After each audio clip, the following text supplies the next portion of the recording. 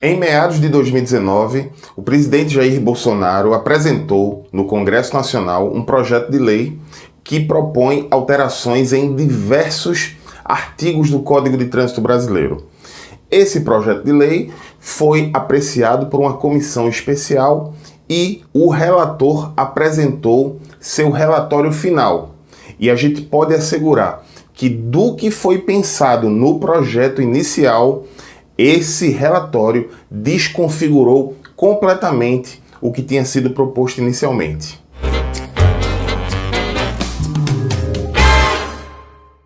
Olá, eu sou o professor Carlão, muito bem-vindo ao Manual do Trânsito.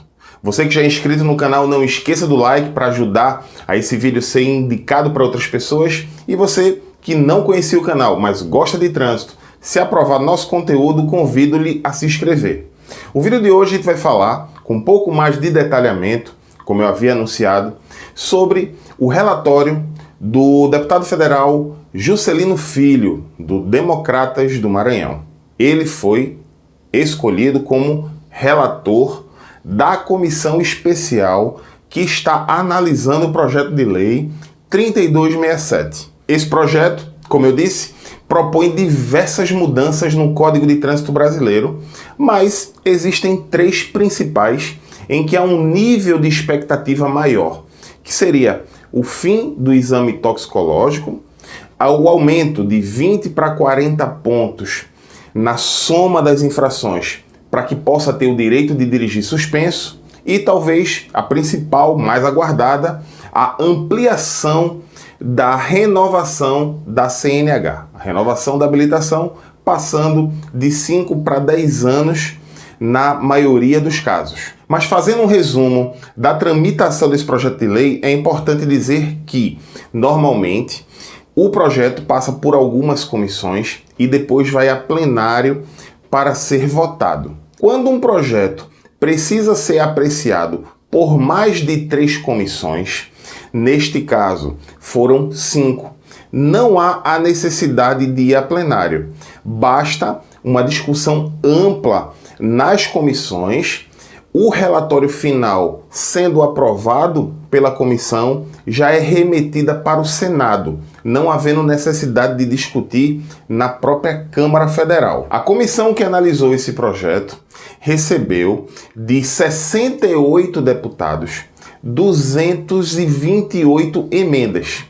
O que são essas emendas? São sugestões de alterar algo ou acrescentar algo ou ainda suprimir, retirar alguma das propostas. Então, houve no conjunto dessas propostas que foram apresentadas pelo presidente da República 228 emendas, entre elas algumas que criavam algo além do que tinha sido proposto, outras para excluir algo que estava proposto e ainda alguma que altera, ou seja, nem acrescenta nada novo, nem tira nada do que está escrito, mas altera alguma coisa que foi proposta. Além das 228 emendas, houve ainda 6 audiências públicas, que eu cito agora.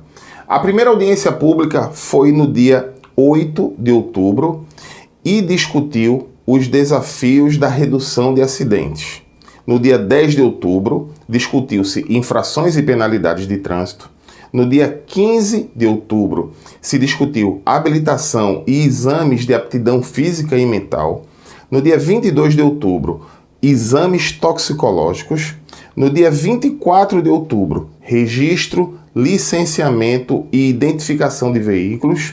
E a última delas, no dia 5 de novembro, que discutiu o Sistema Nacional de Trânsito, as suas atribuições e competências. Essas audiências públicas sempre há o convite de especialistas em cada um dos temas que foram discutidos. Portanto, o relatório final que eu vou apresentar agora, pelo menos os trechos mais importantes, é fruto das emendas dos parlamentares e de tudo que foi discutido nessas 6 audiências públicas. O relator pega esse conjunto de discussões e de emendas e propõe ao final um substitutivo. O que seria isso? É pegar o projeto original lá do presidente e propor um projeto que substitui, mudando algumas coisas, mantendo outras. Bom, em relação à formação dos condutores, duas propostas que tinham sido apresentadas pelo presidente Bolsonaro foram mantidas. O fim das aulas noturnas nos centros de formação de condutores e também o fim do reteste só após 15 dias. O que seria o reteste? A pessoa que reprovou na avaliação lá no Detran só poderia fazer uma nova avaliação depois de 15 dias. Agora, com esse relatório, essa proposição é mantida em relação ao que tinha sido apresentado anteriormente. A pessoa não vai precisar esperar 15 dias.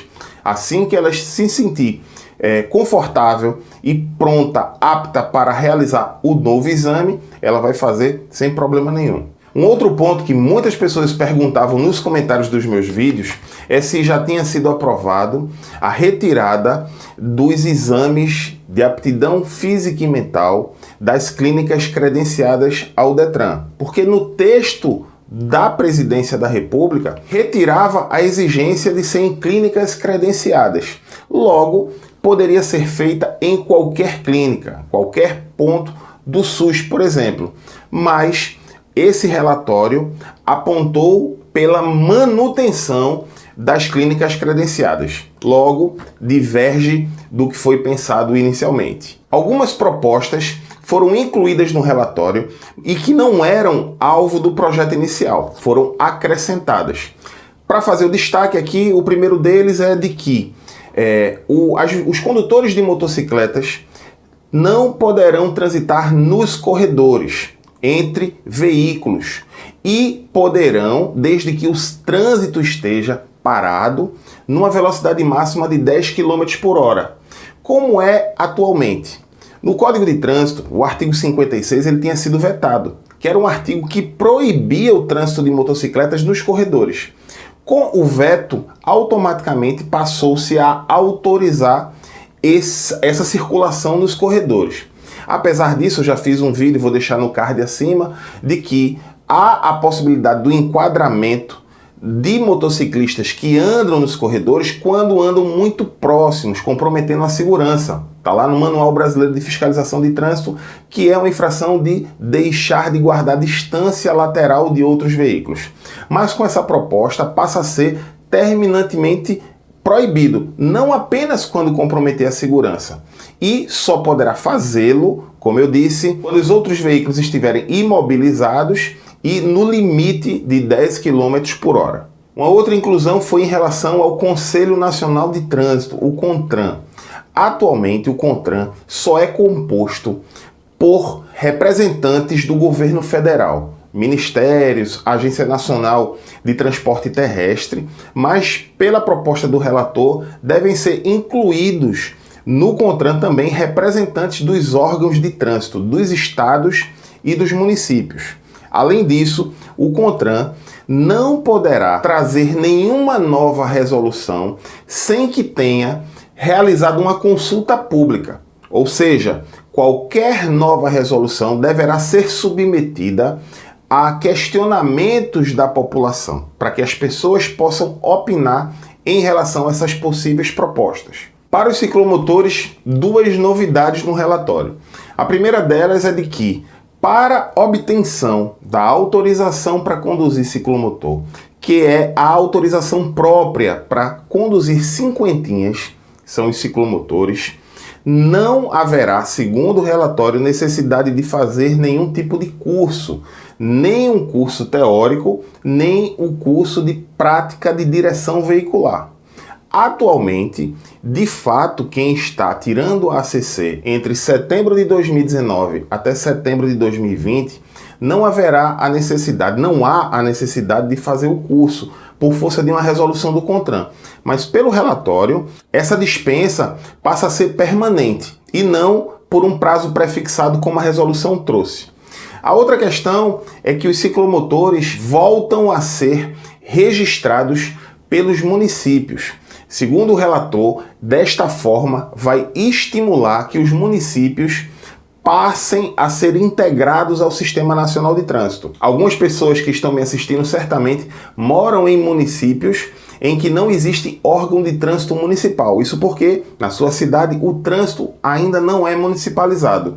Segundo o relatório, se essa exigência passar a ser dos municípios, o registro dos ciclomotores, o emplacamento dos ciclomotores, fará com que haja um estímulo para essa integração dos municípios. Algo que eu desconfio não ser verdade, porque até 2015 já havia previsão legal dos ciclomotores serem registrados pelos municípios. E vários municípios não registravam nem estavam integrados ao Sistema Nacional de Trânsito. Em 2015, passou a ser uma atribuição dos DETRANs e, pelo relatório, volta a ser dos municípios. Ainda em relação em propostas que não estavam incluídas no relatório inicial, o relator propõe um registro nacional positivo de condutores, que seria um cadastramento de todos os condutores brasileiros que nos últimos 12 meses não cometeram nenhum tipo de infração de trânsito que pontue. Nestes casos, essas pessoas passariam a ter alguns benefícios. Seriam estimulados descontos em seguradoras, descontos de alguns tributos nos estados, e também a principal proposição é de que de todo o dinheiro arrecadado pelo FUNSET, se você não sabe, toda multa que você já pagou um dia, 5% do valor da multa que você pagou vai para esse fundo, FUNSET.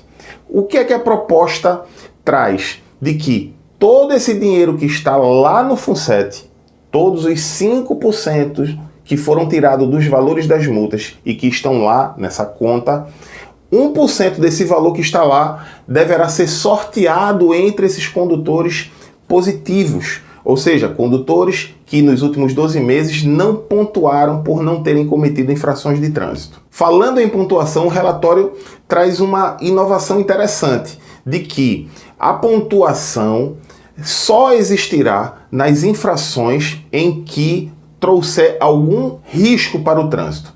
Então, se você comete a infração, por exemplo, de avançar o sinal vermelho, ela é uma infração gravíssima e que registra 7 pontos no prontuário.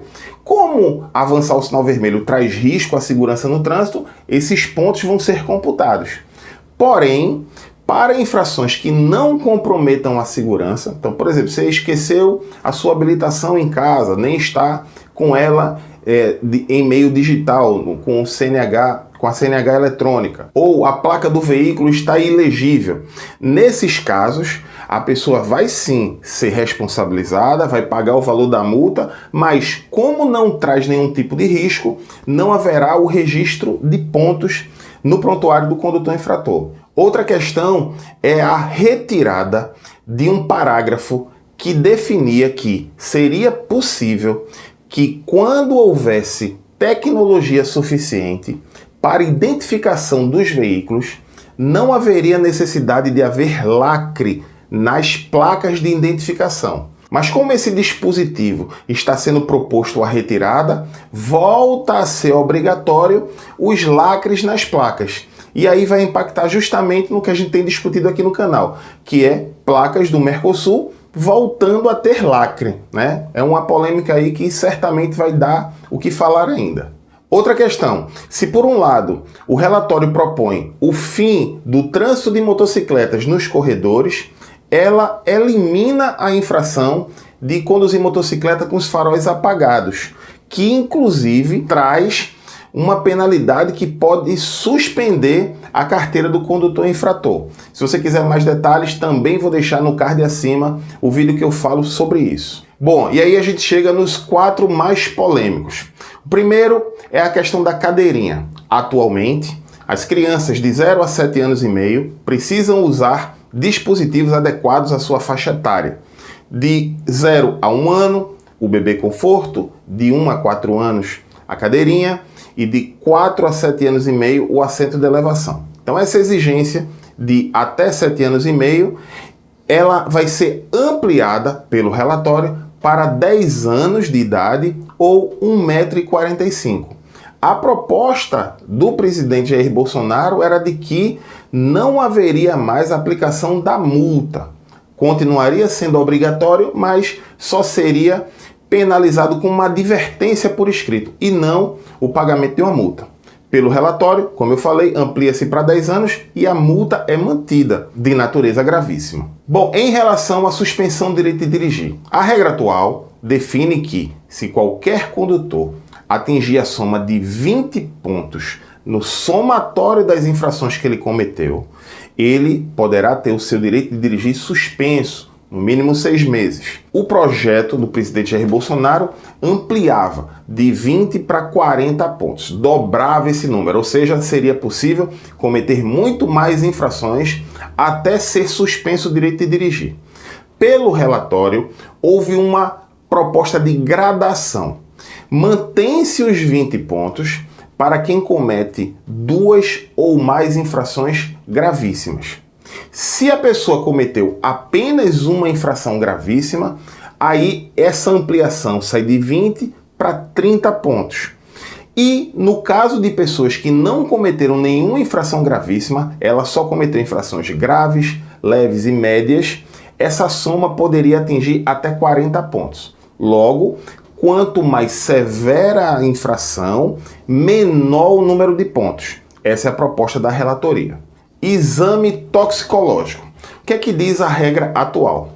Que os motoristas profissionais, categorias C, D ou E, independente se exercem ou não atividade remunerada, são obrigados a fazer o exame toxicológico de larga escala, com 90 dias de janela de detecção, sempre que classificar a carteira para uma dessas categorias ou ao renová-las.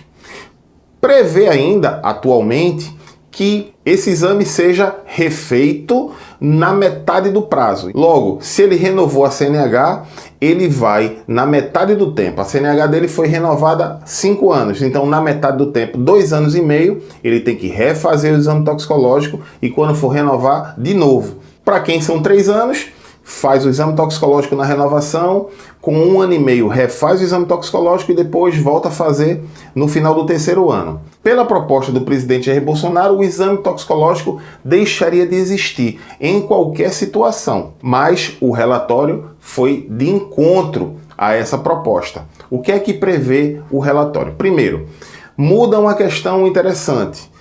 Será exigido sim, categoria C, D e E, mas agora apenas de quem exerce atividade remunerada.